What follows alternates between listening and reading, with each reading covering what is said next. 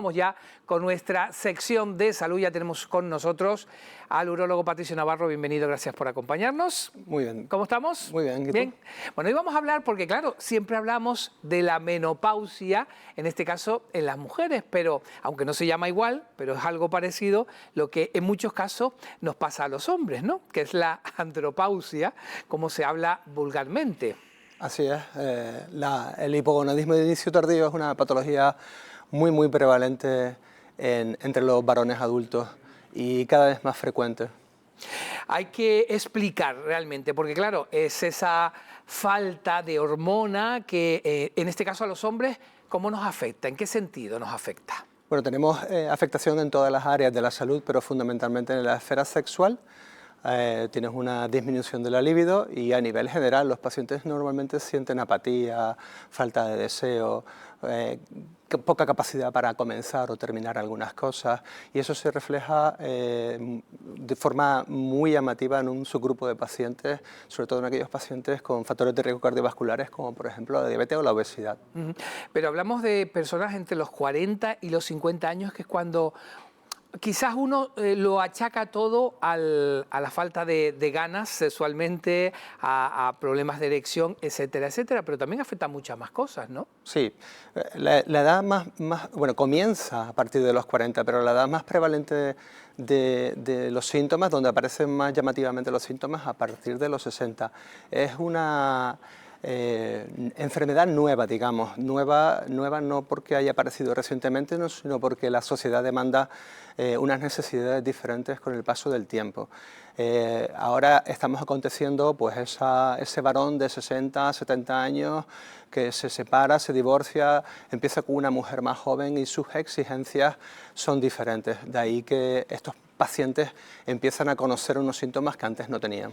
Vale, hablemos entonces, porque en muchos casos uno lo que nota es que su sistema hormonal empieza a bajar, y uno a veces tira pues, de ciertos productos, incluso de geles, que dicen que aumenta la testosterona. ¿Esto funciona? ¿Esto no funciona? ¿Es un mito el que esos geles que te hacen poner ahí en diferentes puntos del cuerpo ayudan en algo?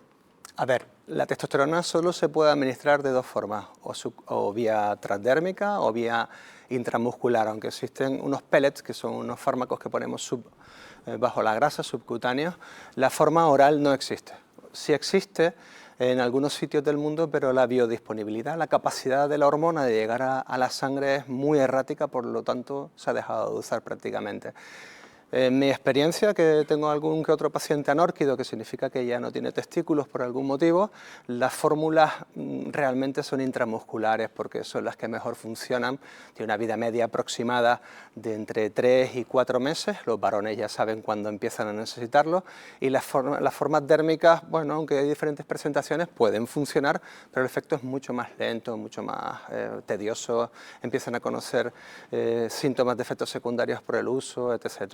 Pero ¿por qué siempre pensamos, cuando hablamos de esa andropausia, o cuando nos referimos siempre a la parte sexual y no a otro tipo de factores que también te afecta? Por ejemplo, la fatiga, incluso el ir perdiendo hasta incluso musculación, ¿no? Sí. Tejido muscular. Tiene un efecto, la testosterona es la hormona del crecimiento, es la hormona, como yo le llamo, de la vida sexual, es la hormona del querer hacer cosas.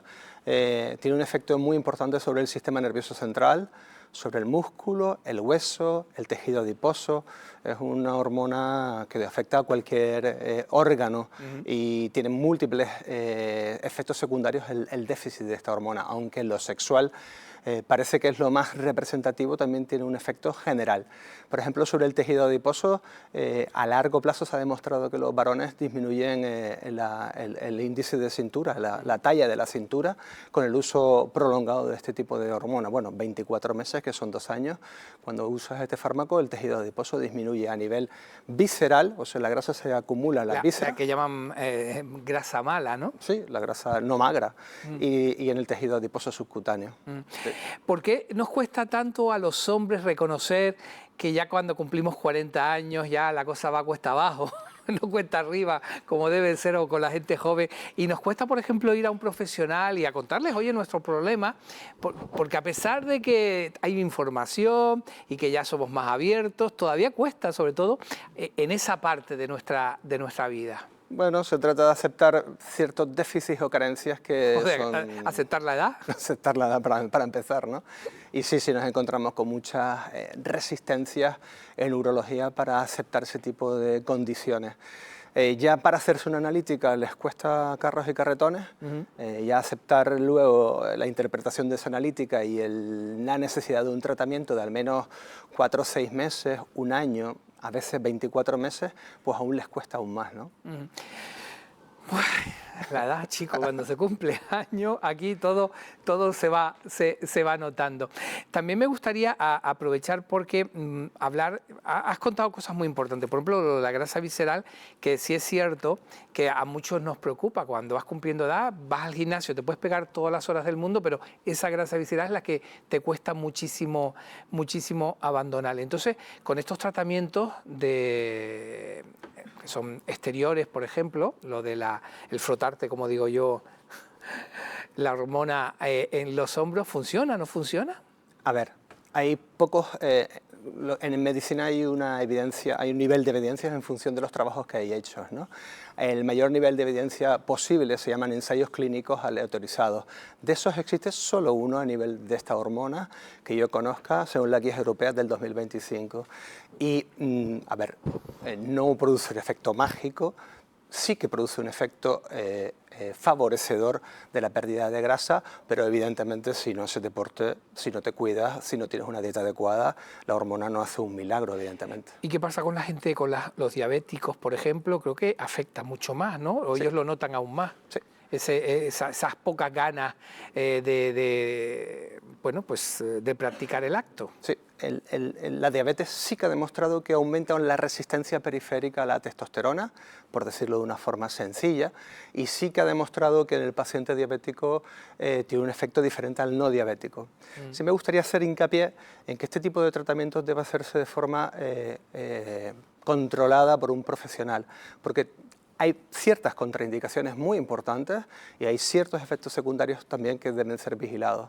Así que eso de ponértelo de forma de extraperlo, conseguirlo de forma... A mí me parece bastante peligroso para la salud del varón a corto, medio y largo plazo. ¿Problemas como cuáles? Bueno, hay varias contraindicaciones absolutas como son el cáncer de próstata, el cáncer más prevalente en el varón. Cáncer de mama, que es un cáncer muy poco habitual, pero yo he visto 4 o 5 cánceres de mama. Sí, hay un 1%, pero exacto, yo también conozco algunos casos. 4 o 5 cánceres de mama en varones.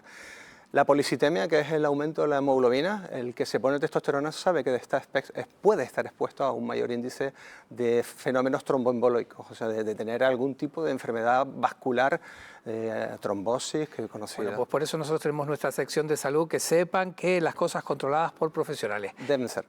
Gracias, Patricio. A ti. Bueno, y nosotros vamos ya a